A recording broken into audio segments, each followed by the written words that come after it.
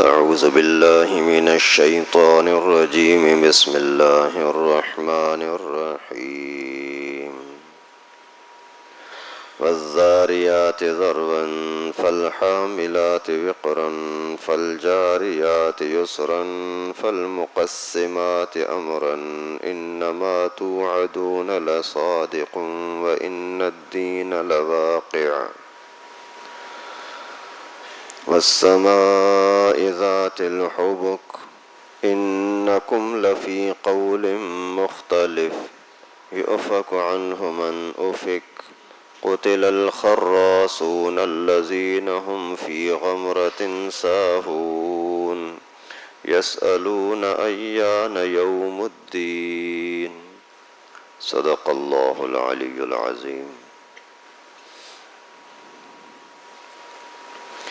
یہاں سے 26واں پارہ ہے اور سورہ ذاریات شروع ہو رہی ہے، اور اس سے پہلے سورہ قاف تھی،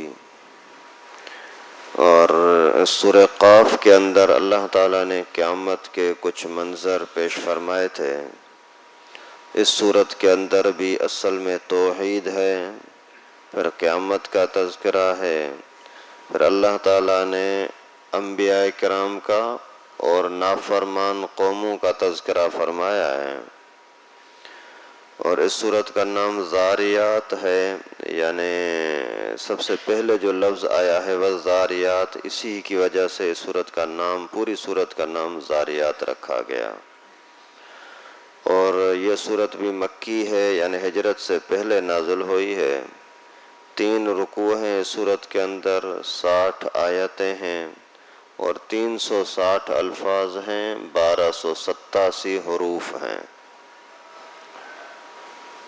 اللہ تعالیٰ نے اس سورت کے شروع میں مختلف چیزوں کی قسمیں کھا کر کے اس بات کو واضح فرمایا کہ قیامت یقیناً آنی ہے، حساب کتاب ہونا ہے، اس کو اب ہلکا نہ سمجھو، اور اس دن جان چھڑانا کوئی آسان نہیں ہوگی۔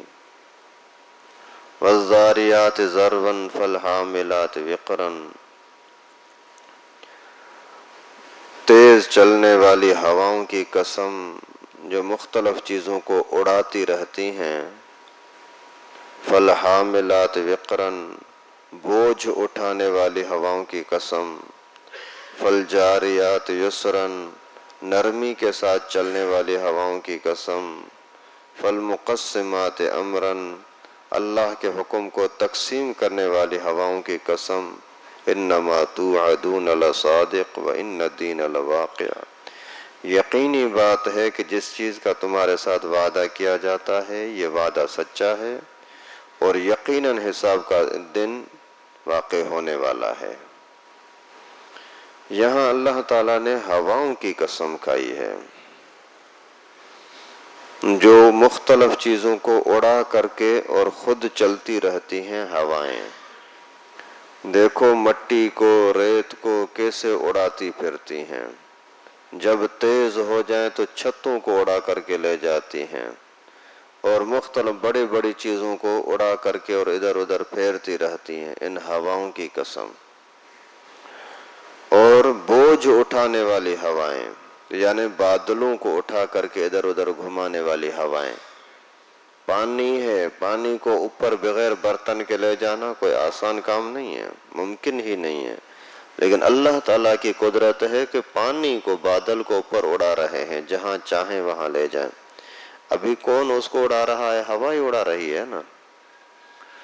اور اسی طرح سے نرمی کے ساتھ چلنے والی، کبھی دیکھو ہوا اتنی تیز ہے کہ اب کے گھروں کو، مکانوں کو اڑا کر کے لے جاتی ہے، اور کبھی پھر اتنی ہوا نرم ہے کہ آدمی اسی کو سامنے آ کر کے سکون حاصل کرتا ہے۔ آئیے سبحان اللہ، کیسی ٹھنڈی ہوا چل رہی ہے، کیسی مزیدار ہوا چل رہی ہے، کیسا پیارا موسم ہے۔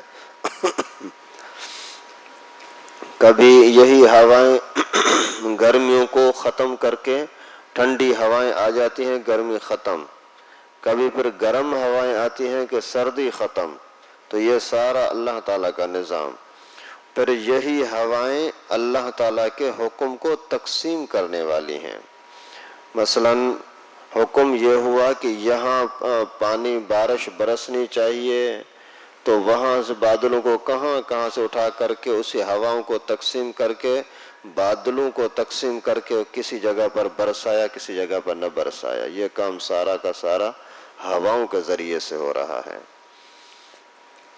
اسی طریقے سے اور بھی مفسرین کرام نے یہاں تفسیریں کی ہیں کہ ہواؤں کی قسم جو چیزوں کو اڑاتی ہیں، اسی طرح سے بوجھ اٹھانے والی چیزوں کی قسم، مطلب ہر ماں کے رحم کی قسم۔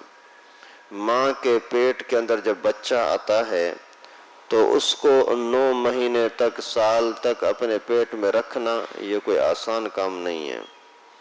یہ اللہ تعالیٰ کی قدرت کے بغیر ممکن نہیں ہے کہ 8، 9، 10 مہینے تک بچہ ماں کے پیٹ میں رہے اور ماں اسی کو برداشت کرتی رہے۔ اسی طریقے سے پھر فالجاریات یسرا، نرمی کے ساتھ چلنے والی چیزوں کی قسم۔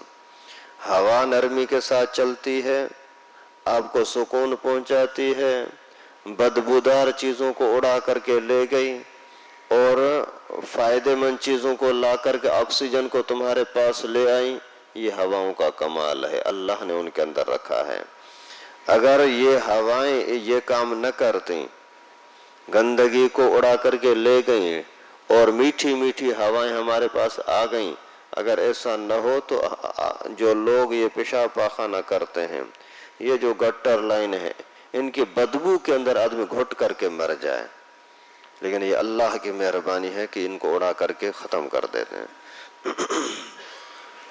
اسی طریقے سے پھر نرمی کے ساتھ چلنے والی چیزوں کی قسم، مقصد کشتیاں ہیں۔ کشتیوں کے اندر آدمی سامان رکھتا ہے، کتنا ہزاروں من ٹن وزن رکھتا ہے اور آرام سے چل کر کے ایک جگہ سے دوسری جگہ، دوسری جگہ سے تیسری جگہ۔ یہاں ہی یہ جزیرے ہیں، شمس پر آپ جانا چاہتے ہو، اگر کوئی وزن لے کر جانا چاہتے ہو کیسے جا سکتے ہو؟ یہ اللہ تعالیٰ کی مہربانی سے، اللہ کے رحمت سے جو کشتیاں ملی ہیں، لانچیں ملی ہیں، ان کے ذریعے سے ہم ایک جگہ سے دوسرے جگہوں میں، ایک جگہ سے بڑا بڑا وزن اور سامان دوسری جگہ پر پہنچا لیتے ہیں۔